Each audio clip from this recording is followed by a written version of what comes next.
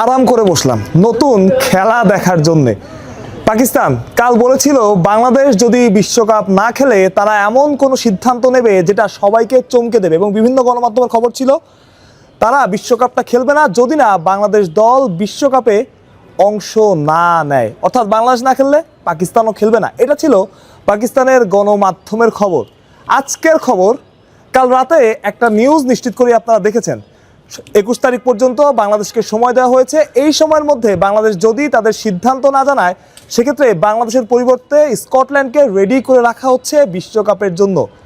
এটা অফিসিয়াল সিদ্ধান্ত না, এটা কেবলই একটা গণমাধ্যমের খবর। এবং এই খবরের পরই পাকিস্তানের একটা গণমাধ্যম বলছে পাকিস্তান তাদের বিশ্বকাপের প্রিপারেশন বন্ধ রেখেছে এবং বিশ্বকাপে যে প্র্যাকটিস সেশন হওয়ার কথা ছিল সেটা আপাতত পজ করেছে পাকিস্তান। অর্থাৎ বলা যায় পাকিস্তানের মিডিয়া মারফতই যে খবরটা ছড়াচ্ছে সেটা থেকে নিশ্চিত হওয়া যায় পাকিস্তান এই ব্যাপারে যেই ব্যাপারটায় অনড় ছিল বাংলাদেশ দল, অর্থাৎ তারা বিশ্বকাপ খেলবে না, বিশ্বকাপে যাবে না যদি না তাদের ভেন্যুটা সরানো না হয়, যদি না ভেন্যুটা শ্রীলঙ্কায় হয়, বাংলাদেশ না হয়ে।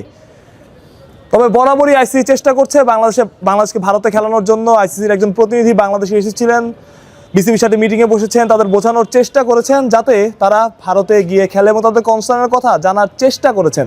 যদিও বিসিবি তাদের সিদ্ধান্তে অনড় ছিল এবং তারা যে ভারতে যাবে না সেখানেই তারা স্ট্রিক্ট ছিল, যার ফলে এই সিদ্ধান্ত খুব একটা এগোয়নি। এবং গতকাল রাতে একটা আন্তর্জাতিক ক্রিকেট ওয়েবসাইটের খবর, যেটা সেখানে বলা হয়েছে 21 তারিখ বাংলাদেশের শেষ সময়, অর্থাৎ ডেডলাইন। এই সময়ের মধ্যে বাংলাদেশ যদি না জানায় তারা বিশ্বকাপে অংশগ্রহণ করবে কি করবে না, তাহলে স্কটল্যান্ড হতে পারে বাংলাদেশের বদলি দল।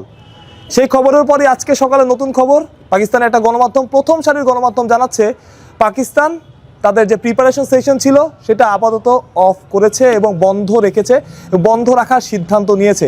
অর্থাৎ পাকিস্তান থেকে যে আভাস পাওয়া গিয়েছিল বাংলাদেশ না খেললে পাকিস্তানও খেলবে না, কিংবা বাংলাদেশ যদি অংশ না নেয় তারা খুব বড় একটা সিদ্ধান্ত নেবে, সেটা কিন্তু বোঝাই যাচ্ছে। অর্থাৎ পাকিস্তান যে তাদের কথা রাখবে বা কথা রাখতে চলেছে সেটা এই পাকিস্তানি গণমাধ্যমের খবরেই পরিষ্কার। অর্থাৎ বড় একটা খেলা এখনও বাকি, যে খেলাটা হয়তোবা নিতে পারবে না অন্য প্রতিপক্ষগুলো। আপনি চিন্তা করতে পারবেন না, বা আপনি চিন্তা করতে পারবেন যে পাকিস্তানকে ছাড়া বিশ্বকাপ আয়োজন, বাংলাদেশকে ছাড়া তো বিশ্বকাপ আয়োজন কঠিন হয়ে যাচ্ছে, সেখানে পাকিস্তান ছাড়া বিশ্বকাপ আয়োজন এটা একরকম অসম্ভব। এবং পাকিস্তান তাদের যে অবস্থান নিচ্ছে সেই অবস্থান থেকে এতটুকু বলা যায়, এতটুকু পরিষ্কার, খুব কঠিন একটা খেলা, খুব বড় একটা খেলা অপেক্ষা করছে, যেখানে বাংলাদেশ, বিসিবি এবং পিসিবি একজোট হয়ে লড়বে এবং বাংলাদেশকে তারা ফুল সাপোর্ট দেবে। বাংলাদেশ যে শ্রীলঙ্কায় খেলবে না, বা বাংলাদেশকে বাদ দিয়ে স্কটল্যান্ডকে নিয়ে আসা এত সহজ না, এত সোজা না ভাই।